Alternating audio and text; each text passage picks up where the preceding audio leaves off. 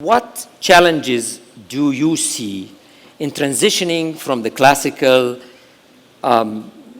registration, which is based on registers and physical, to a purely digital world, the digital identity? So we can start with Cabinet Secretary, get your perspective on the challenges to transition.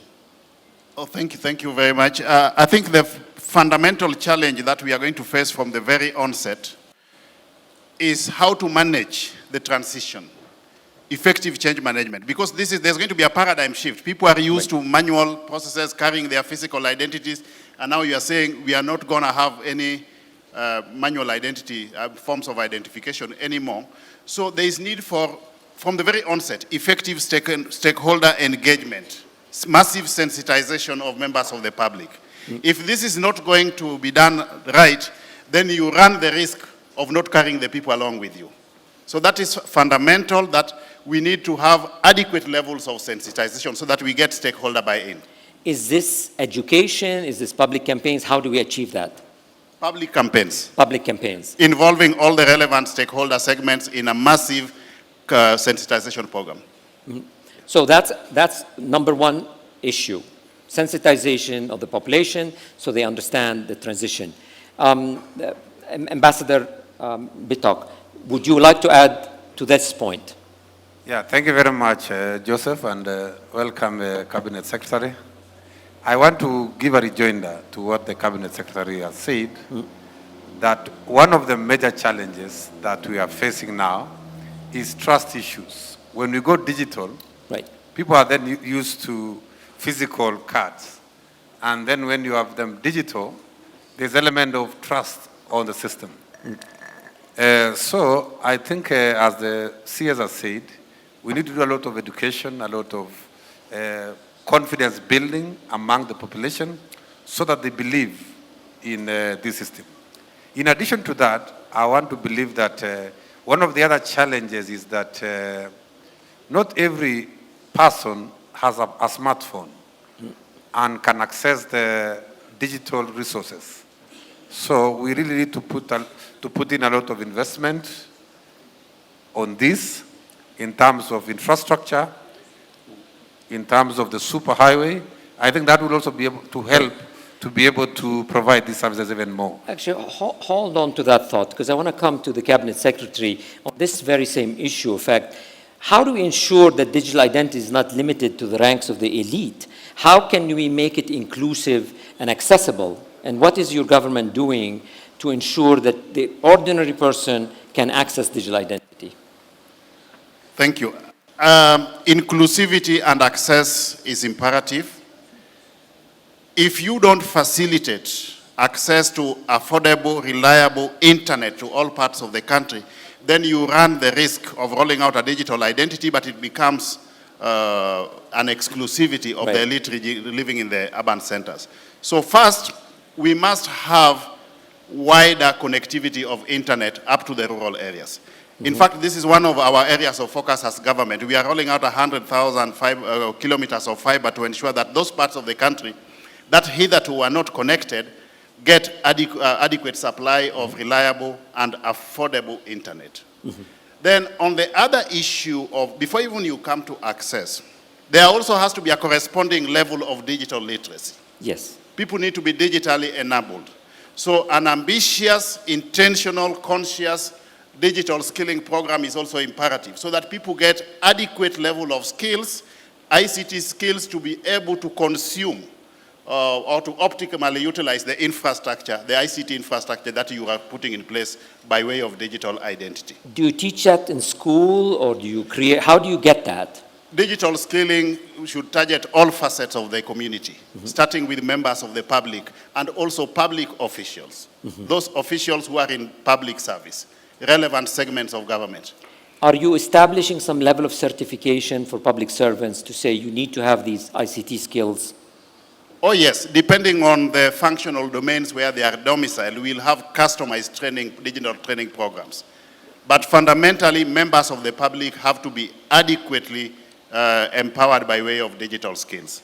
Okay. Then the next thing there, within that space, before we lose it, is the access to smartphones. Device. The device itself. It's not just access to the device. The device must also be affordable. Right. That is actually a void in the market that we must fill. We have already noticed in government that a substantial proportion of the Kenyan population domiciled at the lowest echelons of the economic pyramid do not have access to cheap, smart-enabled phones. What we are doing as government is to partner with the private sector to ensure that in the not too distant future, we have got a local assembly of smart but also cheap enabled phones, smart-enabled phones, which will be rolled out in the market at a unit cost of about $40. Mm-hmm. This is work in progress, and by end of July, we will have the first set of smart-enabled phones in the Kenyan market. This definitely will be a revolution in inclusivity and access. So that's music to my ears. I'd like to go to Ambassador Bitok with another challenge, which we have not covered. Ambassador, you are in an organization that underneath you, there are so many identity databases. Are we able to harmonize all of this data? And how is this challenge being addressed by your organization? Okay, thank you very much, Atik. Okay, before I answer the issue of integration of the databases, I want to say that one of the other major challenges is cybersecurity. Mm-hmm. There are too many hits or attempts to compromise some of our systems. So one of the emerging challenges in digital identity is cybersecurity. So it's an area which I want to believe the developers, the development partners need to pay particular attention, because as we transition towards digital identity, cybersecurity becomes central in all this, in the entire ecosystem. Now, coming back to the question you have asked about databases, currently in my State Department, we have databases like 5 different databases that are running. We have a database by civil registration, CRVS. We have a database by NRB, that is a National Registration Bureau. We also have another database by immigration. We also have another database by the Refugee Affairs. We also have another database by IPRS.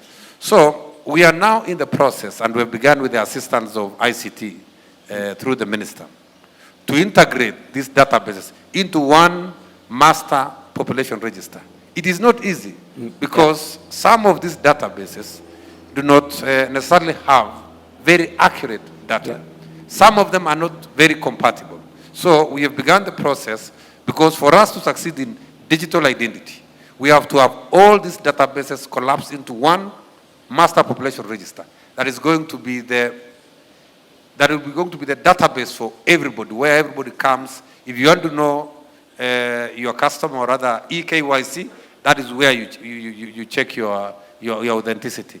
If you want to, for example, the government has announced the rollout of 5,000 services. The railroad for the 5,000 services is IPRS. Yeah. All the people accessing online services must hit IPRS for the identity to be confirmed before they access the service. Mm-hmm. So, and the way the system is right now, he said that there's a challenge because we're only using the ID number. We have not gone to biometrics. Right. We are now transiting. When we fully go digital, we would want to see a scenario where every person requiring digital services, or rather e-citizen services, use their biometric to confirm their identity. Okay, great. So we want to have the audience now to pose questions. So I want to open it up. Please, ushers, provide microphones to anybody that raises their hand. I'll recognize them. But in the meantime, let me sum up for you what we have heard so far. Even in countries where you have a highly developed civil identity registration systems in place, the transition to a digital world, to a digital identity, requires overcoming many challenges. Sensitization of the population, building trust, ensuring that cybersecurity is part of your agenda, ensuring inclusivity by making sure that the infrastructure of ICT is there, accessible in the rural areas, ensuring that the handset devices are affordable so that no one is left behind. In addition, the harmonization of your databases. Digital identity relies on the ground truth, which is your population registers. So that's already a lot of challenges that you have to overcome to ensure the functioning. Anybody would like to ask a question and join this conversation with our distinguished guests before we continue? Raise your hand. Tell us what organization you're from. Any questions? An elaborate communication framework as a critical success factor towards operationalization of the digital identity. From the very beginning, if you don't get the communication element right, then this initiative is going to be stillborn. People need to understand why there is need for a departure from the norm to the digital identity perspective. They need to understand what it will entail. They need to understand what will be required of them. They need to understand the end result. They need to understand the benefits. Unless and until you convince members of the public that the benefits of a digital identity outweigh the risks, then you run the risk of not carrying them along, and this change program will not be successfully implemented. You will not be thinking of going the route of digital identity unless and until you have got adequate levels of digitalization in government. So first of all, we must think of moving away from manual processes to digitalized processes. In Kenya, as government, what we have done is that we have embarked on an ambitious program of digitalizing all government records and also correspondingly digitalizing all government services. Within a span of 3 months from when we took over as government, working with the Ministry of Interior, we took over the eCitizen platform, which is now a fully fledged government facility. At that point in time, we were only at the level of 350 government services aboard that technological platform. As at this morning, we have managed to onboard a total of 6,200 government services electronically out of a possible 7,800 government services that we have mapped out and can possibly be digitalized. So this process of digitalization and by extension of the digital identity must be anchored on an enabling policy, legal, and regulatory framework. That is a critical success factor. Then a brief comment also on the level of exposure to cyber insecurity.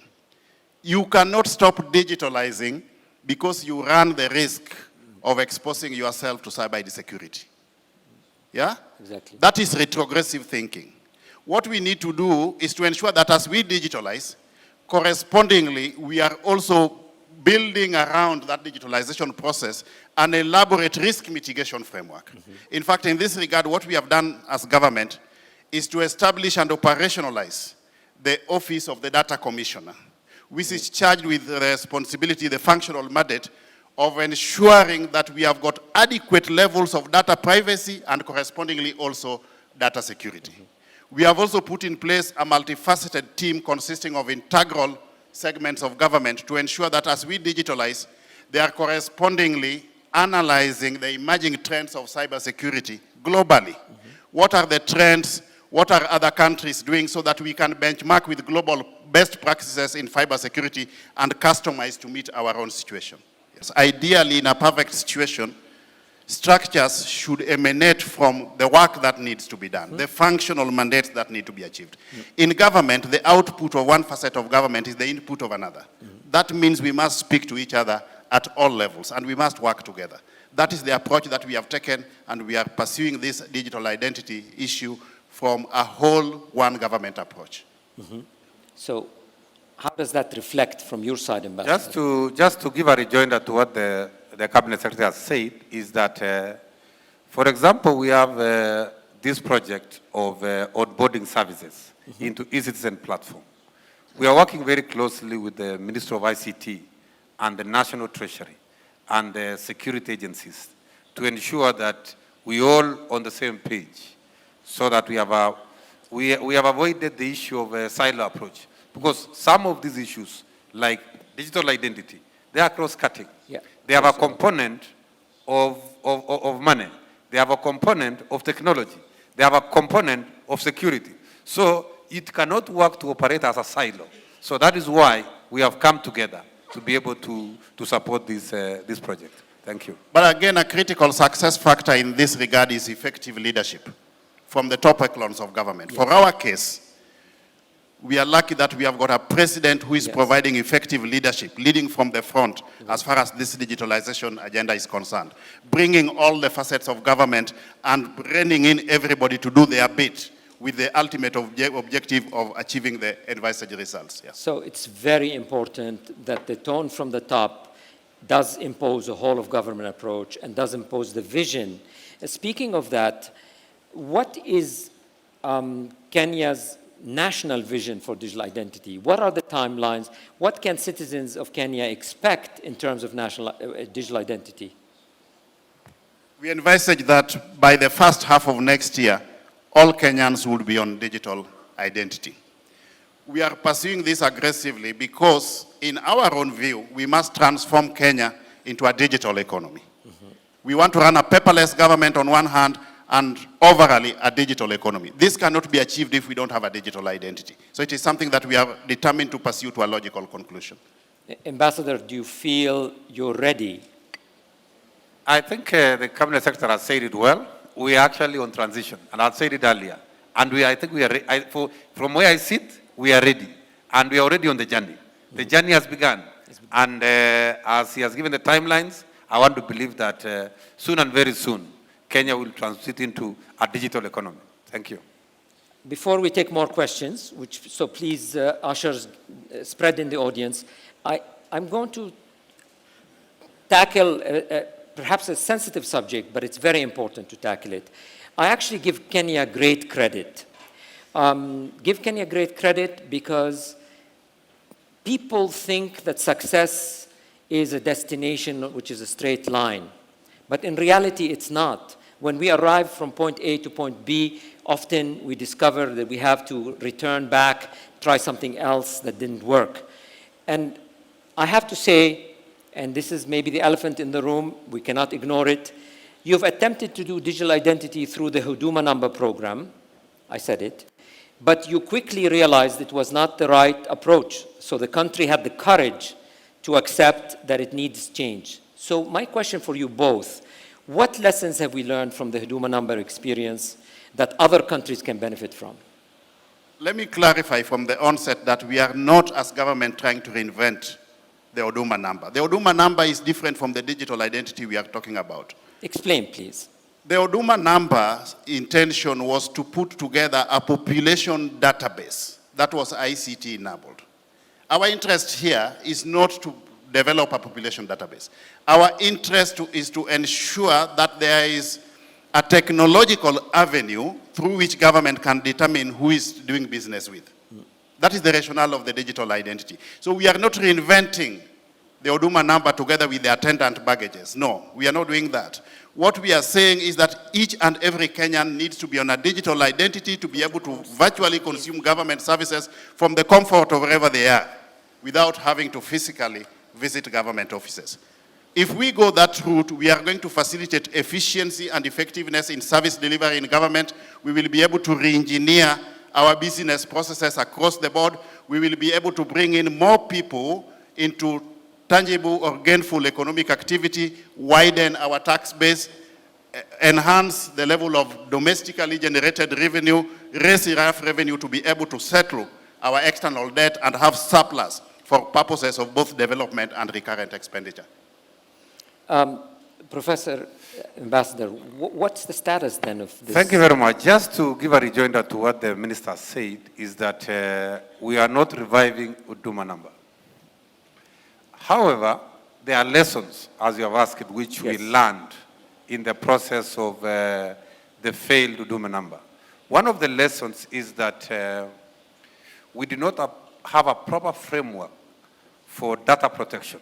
Mm-hmm. So during the Huduma process, the government was able to create the Office of the Data Commissioner, right, which is now anchored in law that guarantees privacy of the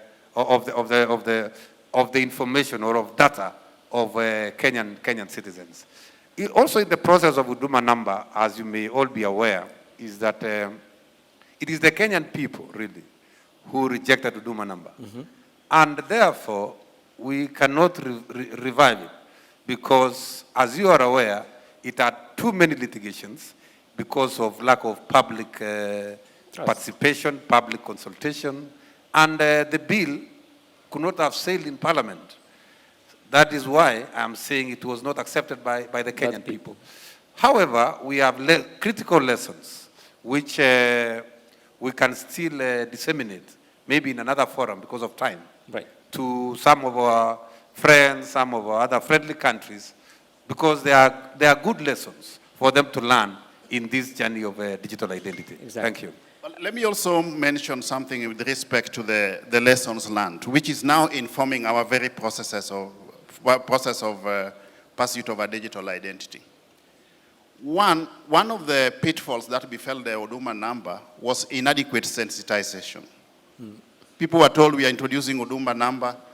The rationale, the justification was not well registered in the minds of the Kenyan public. So people were suspect of their intentions. Yeah? So that is one lesson that we have learned, which we are embracing moving forward, that there has to be adequate levels of sensitization of the Kenyan public. In fact, even before you think of sensitization, there has to be adequate stakeholder mapping to be able to determine the stakeholder segments that you need to bring on board and tag along through this journey of digitalization of the digital identity. The other issue here is timing. The timing has to be correct. In my view, one of the challenges that befell the Huduma number is that it was introduced towards a general election. Right. So people got suspicious of it. Is this process tied to the forthcoming general elections? As government, we are introducing this initiative at a point when we are fresh in government. Yeah? That's a good point. Yeah? That is very, very imperative. It is not tied to politics. We need it for purposes of pursuing our development agenda. Yeah. And we have said unequivocally from the highest echelons of government that we will not do any politics up to 2027. So we are not tying this process at all to politics. Yes, we want to divorce our development programs from the political programs. Political programs as government, we will pursue in 2027. Right now, we are thinking of service delivery to the people, and it is in this vein that we are pursuing the digital identity. So timing has to be correct. Perfect. Don't wait until towards a general election and you want to introduce it here. Would you like to add? Yeah, just something slightly different from the lessons. Please. Is that there are quite a number of equipment materials which were acquired during the Huduma, which we feel as government can be utilized.